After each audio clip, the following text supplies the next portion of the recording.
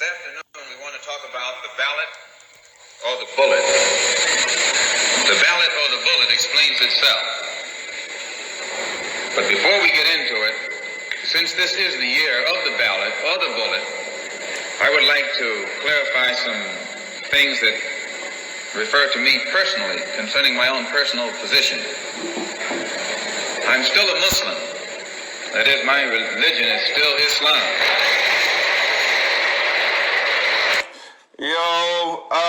So today I'm gonna do a little different live. Right now, you all are listening to Malcolm X, the ballot or the bullet. And unfortunately, the guest that I had lined up today, he was an underground grower, and so he was a little apprehensive in coming on. We were gonna try to do something different. He's still gonna be on, but today just wasn't the day. So welcome. This is going to be a Q&A. I've interviewed everybody but myself, and so y'all have no idea who the fuck I even am. So today I'm going to do this real quick. To be frank, it feels good to have a day off. Yeah, I think I'm going to do a live for 10 minutes, and then I'm going to be off of it. So here's Malcolm for a few more minutes. I'm going to put some pants on, and yeah. As I say, if we bring up religion, we'll have differences, we'll have arguments, we'll never be able to get together. But if we keep our religion at home, keep our religion in the closet, keep our religion between ourselves and our God.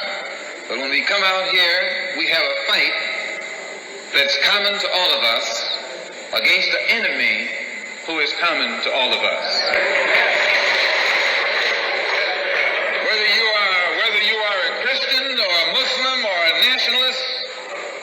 We all have the same problem. They don't hang you because you're a Baptist, they hang you because you're black.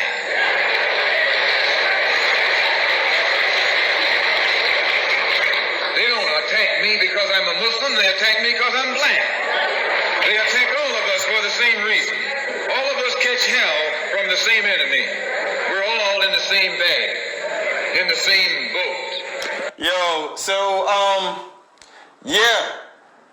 My guest didn't show, which is all good. Like I said, he was Oakland Hyphae Labs. If you care to look for him on IG, he's there. But yeah, do y'all have any questions? Do y'all have any burning things that I might be able to help with? In terms of, I'm not a healer. That's not what I am. I am a cultivator. I do know a thing or two about mushrooms. I know very little bit about the science. Oh yeah, I'll see you later, Jen. Thanks for hopping on. Who's next on the list? That's a good question. So the person who's next on the list is a personal friend of mine. Her name is Nicole Greenhart. She is hey, what's up, OLP? She is a business partner of mine, but before we were ever even that, it was almost like it was God sent. And I don't want to over-romanticize it, but you've heard me talk a lot about coming to some of these, okay, I got you. That question is next. You've heard all these stories about me being at these decrim meetings and me meeting this person, that person, the third person. I literally walked into my very first decriminalized nature meeting, and I sat up front because that's the type of person I am, and I turned around and, OLP, you want to be in the video? I'll bring you on live if you want to. OLP, if you want to be in the video, type yes, I want to be in the video, and then I'm going to accept you. But yeah, so I turned around and there was 3 black people in this particular meeting. One of them was Kofi Curie, who y'all saw earlier this week. One of them was a black person that owns a local delivery person who I am business partners with and friends with. And the third person was Nicole. And she's going to be the guest for tomorrow. Okay. All right, yo. OLP is coming on right now. Somebody asked, how did I get into fungi? right before I accept OLP, I'm going to answer this, and then we're going to have OLP, stands for Oakland Licensed Professionals. They are a business that I am partnered in. They do a bunch of pharmaceutical research in terms of the fungus legally down in Jamaica. So that's who OLP is, and I haven't done any questions, but we just about to do this. In terms of how I got involved in fungus, it was literally, if I told you this story, you wouldn't believe it. So Eminem, on his first album, he had a song called I'm Sorry. And the way that this song went was, I never meant to give you mushrooms, girl. I never meant to bring you to my world. But now you're sitting in the corner crying, and now it's my fault, my fault. So, I heard that song in high school, and that got me curious to mushrooms. One thing led to another, and I ended up plugged in with the biggest cultivators in the world over in Holland, and I ended up working in the Netherlands for the biggest mushroom growers in the world. And I was blessed. I learned a lot. This was before the euro ever existed. The EU was not a thing at this point. I was dealing in Swiss francs and whatever the Dutch money was at that time. But this was before the euro existed. That's how long ago, so I'm not Johnny come lately, like I've been here. And then the laws changed in Holland, where when the EU formed, and there was battles, and in these battles, they were trying to figure out, basically one of the pacts, it was a trade, the EU is an economic trade pact. And part of the agreement was if something is considered food in one EU country and can be legally sold in that country, then it can be traded in all EU network countries. Well, the mushrooms were legal in Holland. They were perfectly legal in Holland. They were considered food in Holland.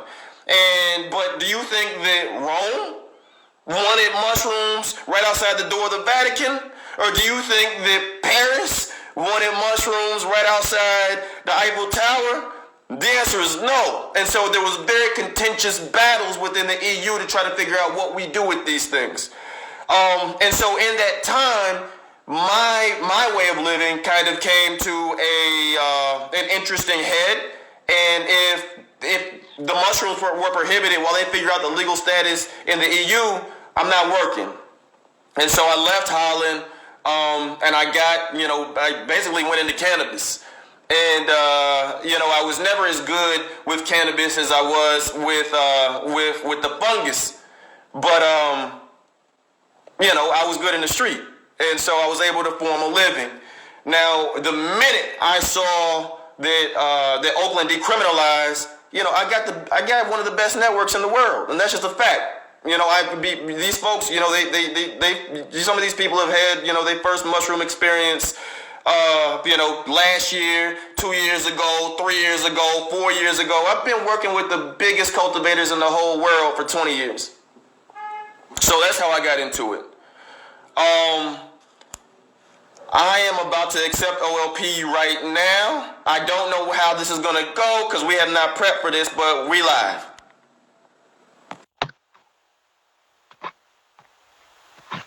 You know what? Let's play some Malcolm while we get set up.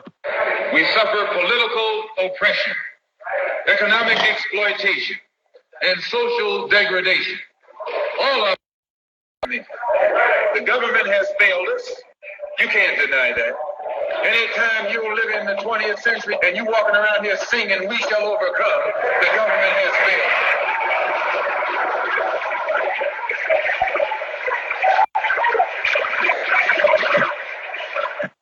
Hey folks, I want y'all to meet my motherfucking business partner, Jim Kime. He is the CEO.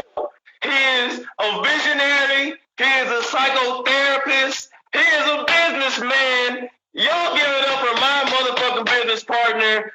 Put some mushrooms in that fucking box for Jim Kime, please. Many thanks, Reggie. Many thanks. I'm just so impressed. And on. And Thank I you. just wanted to say a quick hi and thank you for the community you're creating. No, thank you for the work you're doing. Thank you for the space. Thank you for the opportunity. Thank you for putting so many people in play that you didn't have to. What you're doing is beautiful, and I'm going to sign off now and just go to being in the audience, and much love. Peace. All right, y'all. That's one of my business partners. That's Jim Khan. Thank y'all for showing him the love. I told y'all I was going to give y'all 10 minutes. I don't want to keep y'all any longer. I'm so happy that everybody tuned in. Do y'all have any more questions for me personally? Do y'all have any questions about mushrooms? Do y'all have any questions about politics? What questions do y'all have? If y'all had no questions, I'm not gonna waste y'all time. But if y'all got questions, I'm gonna stick on for maybe one more minute, and then I'm gonna bounce. So I'm gonna play some Malcolm for y'all while I wait for one more minute to see if y'all got any questions. We don't see any American dream. We've experienced only the American nightmare. And the generation that's coming up now can see it and are not afraid to say it. If you go to jail, so what? If you're black, you were born in jail. Yo, that was El-Haj Malik Shabazz. That is a famous speech called The Ballad of the Bullet. It's one of my favorites. If you have not heard it before, you should YouTube it. It's widely available, but don't get the abridged version. Get the unabridged version. What motivates me to do this work? Do I have any profound experiences from Young Mulberry? Young Mulberry. So I'll be honest. I gotta eat. And so, the natural biological functions, I think that the work is good. I think that the work is honest. And I like healing folks. I like when people come to me and say X, Y, and Z, made me feel really good, or X, Y, and Z made me, I suffer from depression, or I suffer from anxiety, and it's 180 degrees. Like that feels good. I could be out here droning away, for $20 an hour for somebody who's like, fuck you when it's over with. But that's what and I've done that before, and there's nothing wrong with that. Just to keep it a bean, there's nothing wrong with that.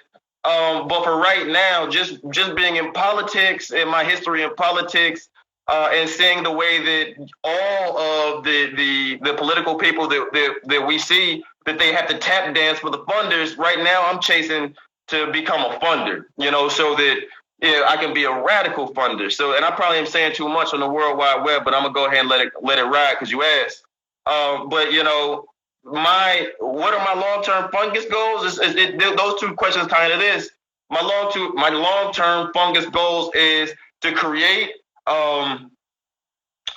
lineage, so to speak. So to create, a bench of strong, radical, specifically black, but POC men and women out here that are in this field, that are holding space for us, and they're going to look out for us, period.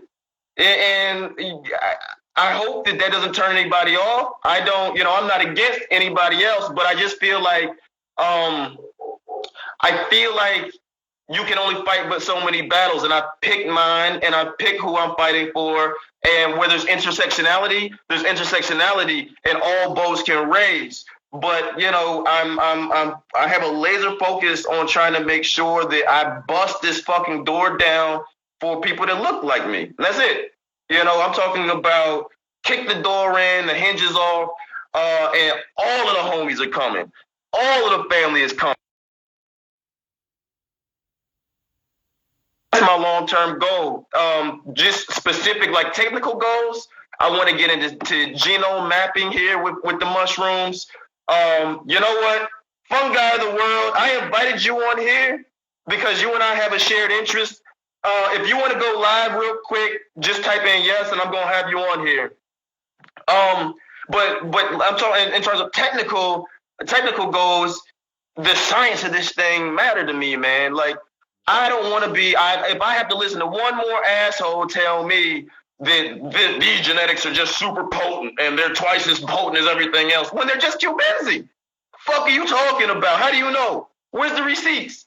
So long term, I have made investments in companies that are going to be able to give people the receipts on potency, on cleanliness, and actually to tell people, if you say this is penis envy, then we should be able to say it's penis envy. You know, right now, you got a handful of, it's almost like the 5%, it's like the poor righteous teachers. You got 5% of people that know what's going on. All right, and then you got 5 people that know what's going on, and you got 5 people that know 5% of people that know what's going on that are in it to like capitalize. And I just want to make sure that the people get what they want, the people get what they need, the people get the medicine. The last thing that I'll say to the last question, and then me and Fungi of the World are going to go live. Oh man, I had one question. Hang on. Profound experiences. So yeah. The first time I ever took mushrooms, the mushrooms told me that this was the work I was supposed to do. If you know people that took mushrooms, you get it. You know, if you never had an experience or you don't know anybody, you know, it might sound crazy to you. But the first time I had a recreational experience, they told me that this was the work I was supposed to do 20 years ago. And I hopped out and I just never had success with cannabis. And I hopped right back in and, you know, we're out of here. Whenever the onset hits and, you know, I start to feel like I'm going there, there's always this moment where I'm in a room with energy and beings that say, welcome back, welcome home. I interpret those beings to be my ancestors. And so you want to know if I've had any profound experiences, you can label it what you will, but to me, those sorts of experiences are life-changing. All right, me and Fungi of the World are going live right now. Let's listen to some Malcolm while we wait.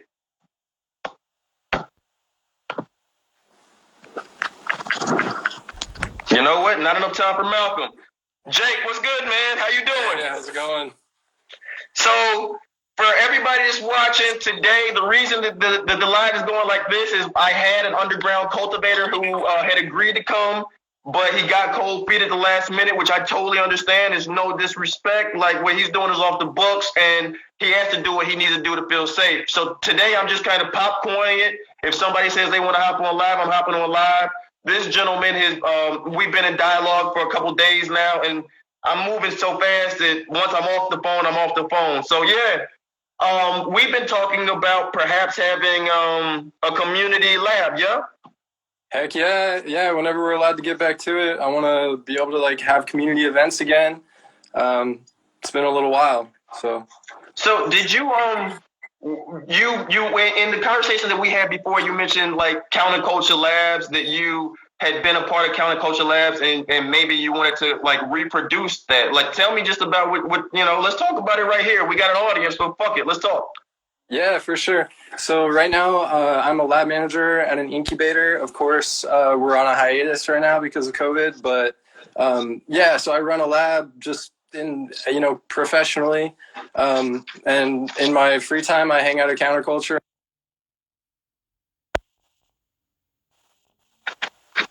For a mushroom community and a standalone mushroom education center in Oakland. And it needs to be. It's like people need to learn how to do this. It needs to be cheap. It needs to be open source. It needs to be like accessible. It needs to be easy. Yeah.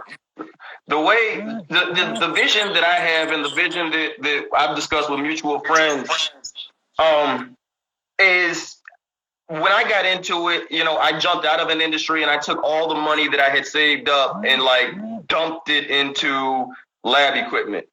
And immediately I saw a difference in what I was able to do and the even just the type of work or the product that I was able to produce just with the equipment. I also realized that if I had access to this equipment, I could quickly do the work and earn the money that I needed to buy the equipment. And so just seeing the people who are using the steel air boxes, no shade, there's nothing wrong with the steel air box. But when you go from using a steel air box to a flow hood, it's like night and day.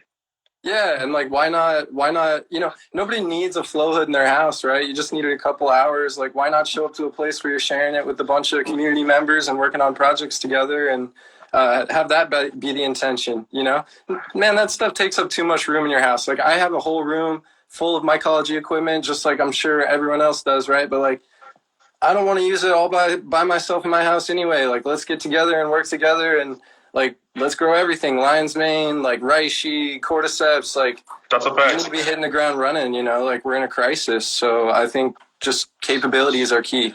To your point, I will say I love having it does take up space, but I love having a flow hood Yeah. easy readily accessible. It's like for me talking this is live. For me, the idea of a nice romantic date is hanging out with a lady friend, doing some genetics work in front of the flow hood. And the people that know me know that this is absolutely true. You know, I like just being able to kick back off the late night, drink a few brews, and to lay a few plates, or to, you know, to make a couple cuts. But Yeah. to your point, I have also learned immensely from being in community with other cultivators. We're all, well, just like Patty from yesterday said, it's very difficult to find like academic classes on mycology or mushroom cultivation. And so when you get people who have their little trial and errors and they've amassed their knowledge, you can I can take the best from you, you can take the best from me, we can take the best from that person over there, and iron sharpens iron. Oh, heck yeah, man. Yeah, for sure. It's like just those little tips that save you like so much time. Like you just pick those up, you know, hanging around other people. I know one good example is like I thought working with bags, you needed a bag sealer. And so I got like a big ass bag sealer. Oh man, don't freeze. Yeah, exactly. That's what I'm saying. Like, just use the zip ties. Use like other things, you know. So, and that tip would have saved me so much time and effort, like when I was just starting out. So, just like those simple things like that is super key. Again, to your point, a mutual friend of ours, he saw that I was struggling with bags. I couldn't get these bags to come out of the autoclave the right way. Oh yeah, hold on. What you drinking? I got my little Lagunitas right here. What you sipping on? Dude, some Dave's Pale Ale, yeah. Yo, can we do like a virtual toast right quick? Virtual cheers. Yo, all right, dog. I'm gonna let you get out of here because I'm gonna get the fuck out of here. But I have your information. We're gonna stay in touch. But it was a pleasure making your acquaintance.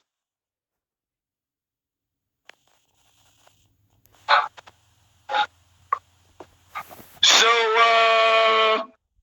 hey, cheers. Is anybody else? I'm about to get out of here. This has been a different type of live. I'm taking questions. If people want to hop on the live, I'm letting them hop on the live. We're gonna do a few quick minutes. But if y'all don't have any more questions, and if nobody else wants to hop on the live, I'm gonna call it because there's no need dragging it out. But I'm gonna sit here and sip my little brew for 30 more seconds while I wait to see if any of y'all are interested in hopping on or if y'all have any more questions. Here's Malcolm.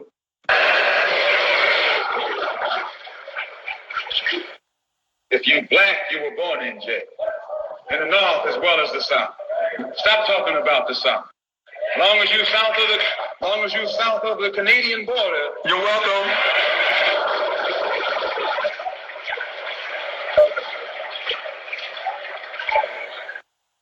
This is why I say it's the ballot or the bullet. It's liberty or it's death. It's freedom for everybody or freedom for nobody. So that line actually informs my political position on gun policy. He says it's freedom for everybody or it's freedom for nobody. And when people ask me how I feel about guns, you know, I was born in the South. I had a gun from the age of 4 out hunting. Like, for sure, I had a gun, you know, out hunting in the woods. But I've also lived in cities where there's really no need for guns other than protection. I also know that the people who hold the guns aren't the dudes in the hood, but they are, salute to Australia. I also know that the people who hold the guns aren't the guys in the hood, but it's Hank and Ned and all them in the hills that have the automatic rights. My position is guns for all or guns for none. Period. I don't want Ned and them to have the guns, and me and my homies don't have no guns, because Ned and them are just waiting, and Ned and them don't have all them guns for hunting. That's my piece. Here's Malcolm.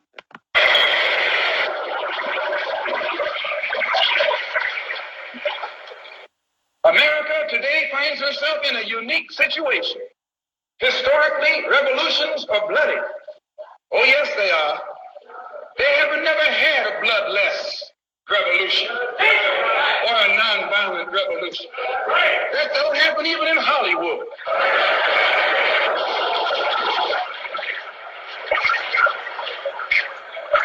You don't have a revolution in which you love your enemy.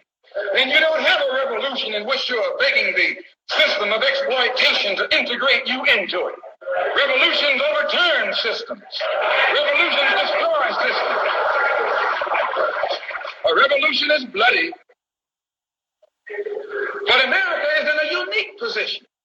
She's the only country in history in a position actually to become involved in a bloodless revolution.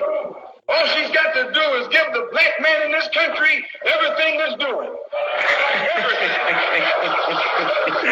Yo, and you know America's never going to do that. Folks, that's going to be it for me. Malcolm has the last word. That was the ballot or the bullet. If you haven't heard it, I encourage you to get on YouTube, Google it. It's one of Malcolm's best speeches ever. Tomorrow, we have one of my mycology sisters, Nicole motherfucking Greenheart. All right, now, I gave y'all all the background about Nicole in the beginning.